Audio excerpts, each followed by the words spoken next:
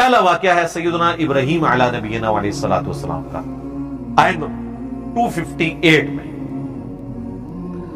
الم تر الی الذی حاج ابراہیم فی ربہ، کیا تم نے اسے نہیں دیکھا جس نے جھگڑا کیا ابراہیم کے ساتھ ان کے رب کے بارے میں، ان آتاہ اللہ الملک، اس بات کے اوپر کہ اللہ نے اسے بادشاہی دی تھی۔ یہ نمرود کا ذکر آ رہا ہے، اور اللہ تعالیٰ نمرود کی بادشاہی کو اپنی طرف منسوب کر رہا ہے، اس کی ملوکیت کو، کہ ہم نے اسے اس لیے ملک دیا تھا کہ وہ ہمارے مقابلے میں کھڑا ہو جاتا اور ہمارے پیغمبر سے ہماری ذات کے بارے میں جھگڑا کرنا شروع کر دیتا۔ لہذا یہ جو لوگ کہتے ہیں نا جی کسی کو بادشاہ اگر بنایا گیا تو وہ اللہ نے اسے حکومت دی ہے نا، تو وہ اللہ نے حکومت تو فرعون کو بھی دی، نمرود کو بھی دی، اور اللہ نے حکومت ابو بکر، عمر، عثمان و علی کو بھی دی، لیکن زمین آسمان کا فرق ہے، دونوں طرف اللہ نے حکومت دے دی۔ سورہ ال عمران میں ہے کہ یہ ملک اللہ کا ہے، اللہ جسے چاہتا ہے ملک دیتا ہے، جسے چاہتا ہے چھین لیتا ہے۔ پھر اللہ تعالیٰ نے ساتھ فرمایا وَتُعِزُّ مَن تَشَاءُ وَتُذِلُّ مَن تَشَاءُ، جسے چاہتا ہے عزت دیتا ہے، جسے چاہتا ہے ذلیل کرتا ہے۔ کئی لوگوں سے حکومت لے کے ان کو عزت دے دیتا ہے، حسین ابن علی، اور کئی لوگوں کو حکومت دے کے ذلیل کر دیتا ہے، یزید ابن معاویہ۔ اللہ کہتا ہے میں دیتا بھی ہوں اور لیتا بھی ہوں، اور عزت بھی دیتا ہوں اور لیتا ہوں۔ تو اس کے لیے یہ ضروری نہیں کہ کسی کو حکومت دے کے عزت دی جائے، کسی سے حکومت لے کے اسے عزت دے دی جائے قیامت تک کے لیے، اور کسی کو حکومت دے کے 4 سال کی قیامت تک کے لیے لانتے اس کا مقدر ہو جائے، یزید ابن معاویہ۔ تو یہ اللہ کی مرضی ہے۔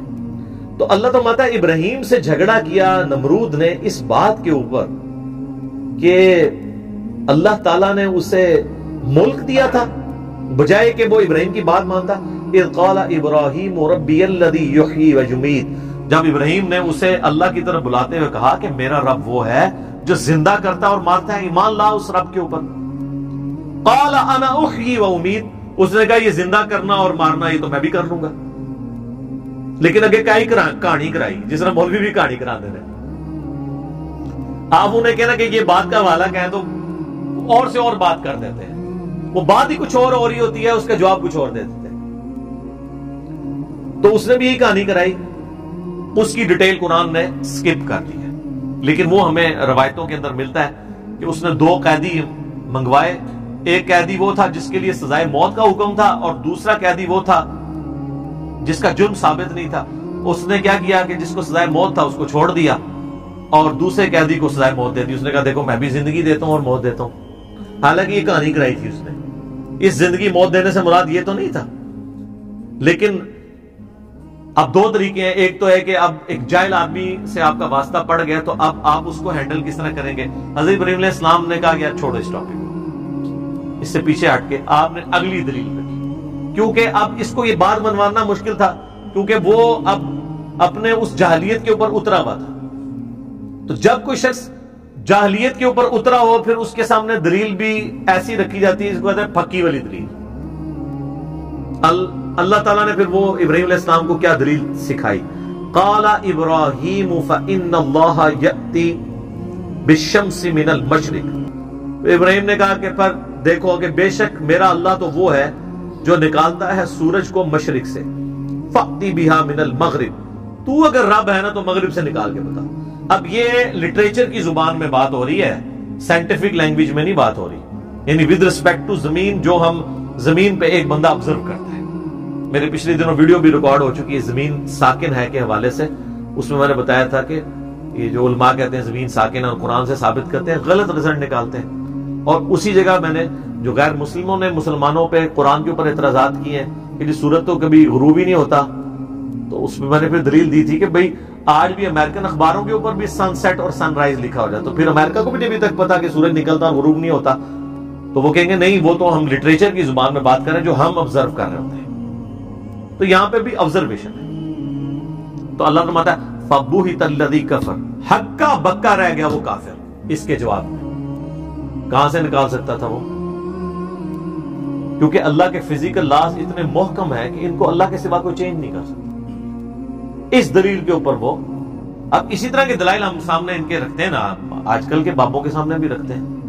وہ کہتے ہیں جی وہ یہ کر لیتے تھے، وہ یہ کر لیتے تھے، جی وہ بسم اللہ پڑھا تو جناب سمندر کے اوپر چل پڑے.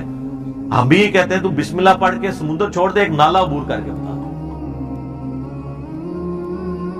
اور پھر کہتے ہیں نا اولیاء اللہ سے دنیا خالی نہیں ہے، تو ایک تو کوئی موجود ہوگا نا تو آ جائے. اور وہ جو آتے بھی ہیں وہ اس طریقے سے آتے ہیں کہ وہ آپ ان کے مقابلے میں انہیں چیلنج بھی نہیں دے سکتے. ڈاکٹر طاہر القادری صاحب انڈیا میں لیکچر دے رہے تھے، 40,000 سے زیادہ مجمع سامنے موجود ہے، ویڈیو رکھی ہوئی ہے اس کی. احمد آباد کے اندر، جس طرح یہاں ملتان شریف اولیاء کہتے ہیں نا اولیاء کی سرزمین ہے، تو وہاں انڈیا میں اولیاء کی سرزمین جو ہے وہ احمد آباد ہے.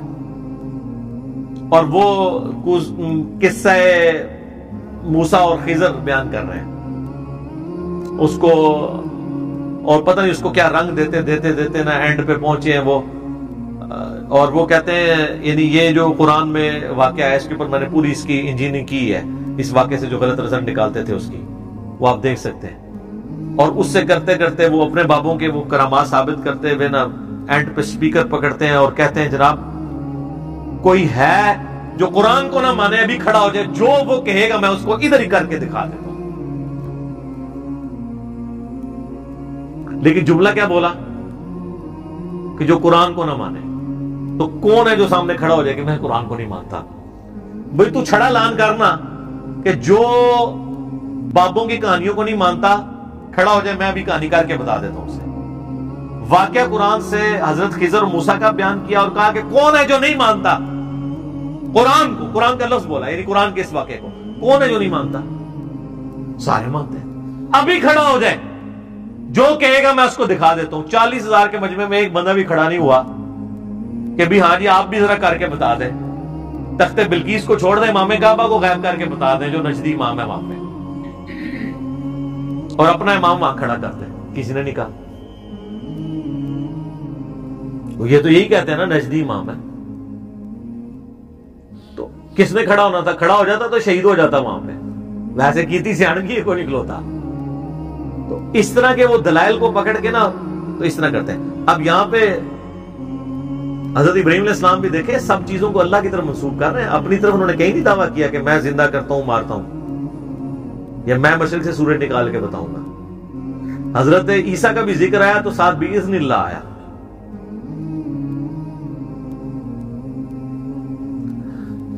اللہ تعالیٰ فرماتا ہے وہ کافر ہکا بکا رہ گیا. واللہ لا یہدی القوم الظالمین، اور اللہ تعالیٰ ہدایت نہیں دیتا کسی ظالم کو. یعنی ہکا بکا رہ گیا، گل پھر بھی کوئی نہیں منی. جس طرح یہاں پہ لوگ کہتے ہیں جی دسو جی کتنے لکھے ہے، دکھا دو پھر ہے، مندے پھر بھی کوئی نہیں. تو یہ کافروں والا ایٹیچیوڈ آج بھی اسی طریقے سے ہے. کئی لوگ آتے ہیں نا جی وہ جی ہو نہیں سکتا چشتی رسول اللہ لکھا ہو ہماری کتابوں میں. تو پہلے تو میں دکھا دیا کرتا تھا، اب نہیں دکھاتا. میں کہتا ہوں میرے بھائی چھوڑ دیں، پہلے یہ بتائیں ہم دکھا بھی دیں تو کیا ہوگا؟ آپ یہ مان لیں گے غلط کیا ہے؟ کہتے ہیں نہیں یہ ہو ہی نہیں سکتا. تو پھر ہم آپ کو کیوں دکھائیں؟